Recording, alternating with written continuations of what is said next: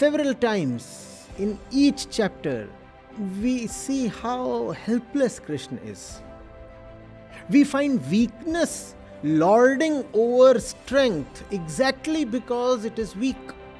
Srimad Bhagavad Gita is an epic struggle, and Krishna is the struggler. It all tugs at your heartstrings. It's actually a song, as much of melancholy as of wisdom. And that's the reason I love the Gita.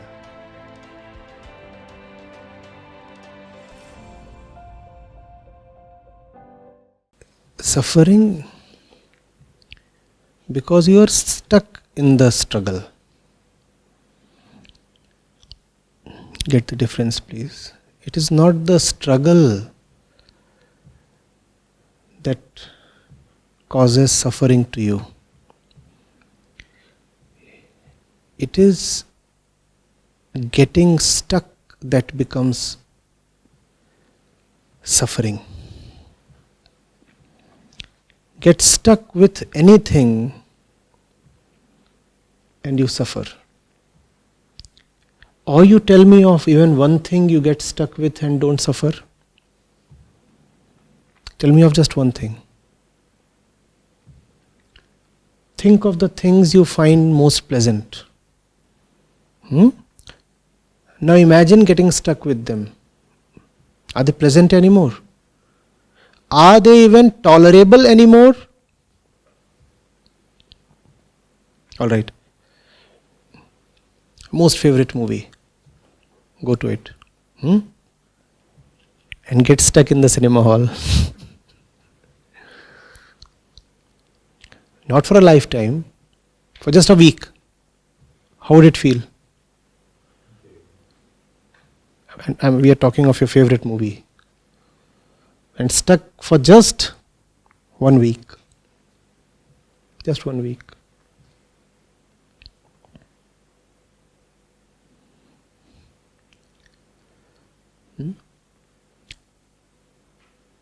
What does Om tell us?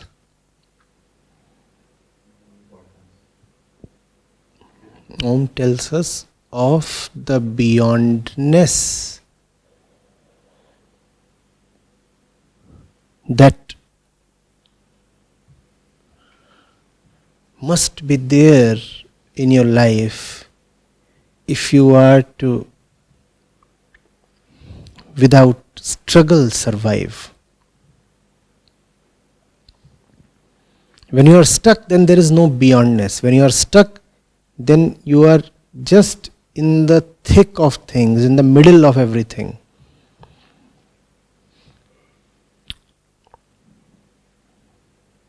You are enveloped on all sides.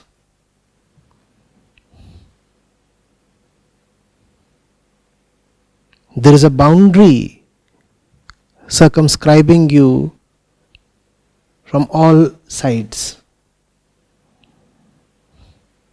That's what common life is all about.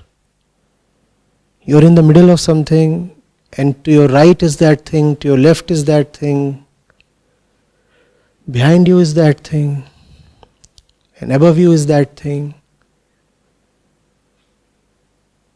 And you are totally mired, gripped, stuck. What is Om about?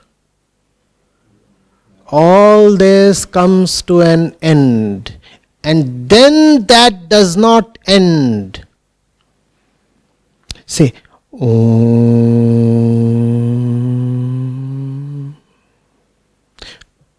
What ended? A ended, U ended, Ma ended, and then you entered the unending.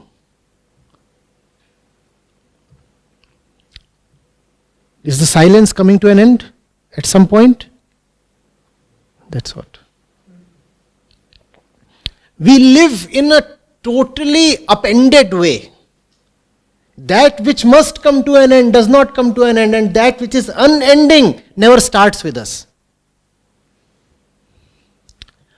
A, no end. when it should end. What does A represent? Yeah, the waking state of consciousness. This that we are currently in. This should end. You should be able to make your way out of it. You should be able to transcend it. We don't. U must end. What does U represent? Your subconscious. Your subconscious, which manifests itself in dreams. Your latent tendencies. They must come to an end.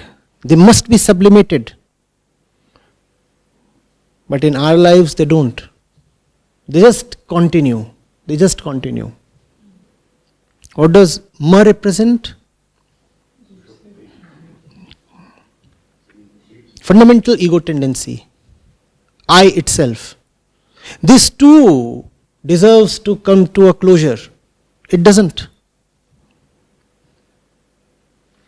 So these that must end, do not end. And if these do not end, then the silence that lies beyond these never begins. What does Om remind us? The moment you say Om, it reminds us that all this is just ephemeral. Stop it. Close it. Drop it. Why are you unnecessarily stuck?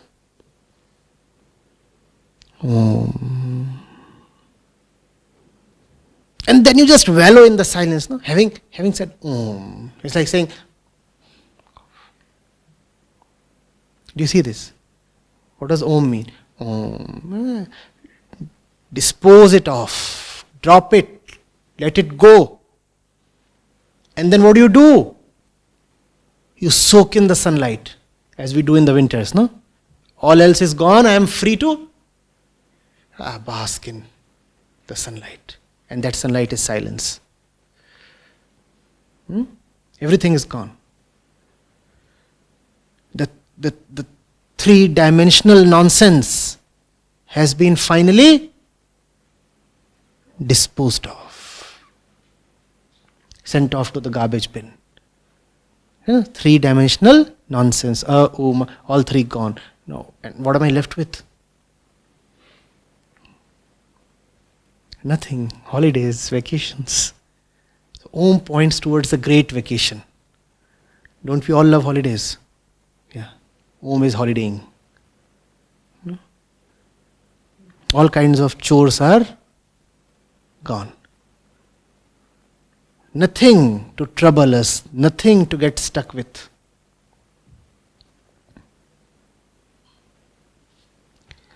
So, whenever you find that the world is weighing too much upon you, Om is a great reminder. Whenever you find that even the most important tasks have become too important for you, Om comes to redeem you. There is nothing so important that you must exchange your essential peace for it. After all, everything is for the sake of peace, no? Then how can anything be so important that you allow it to permeate right till your core and make you disturbed right at your center? That kind of price need not be paid for anything. I mean, peace cannot be the price to get peace. No? Or is it possible to get peace at the cost of peace? Doesn't sound very intelligent, does it? So, when something asks for your peace in bargain, what do you say? Om. That's Om. That's the Rishi's way of saying, get lost.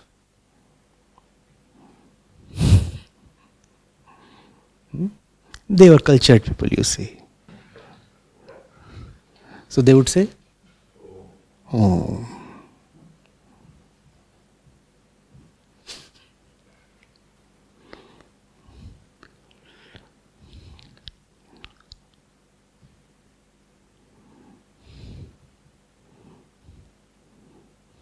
It's so delightful when you know what it is all about, no?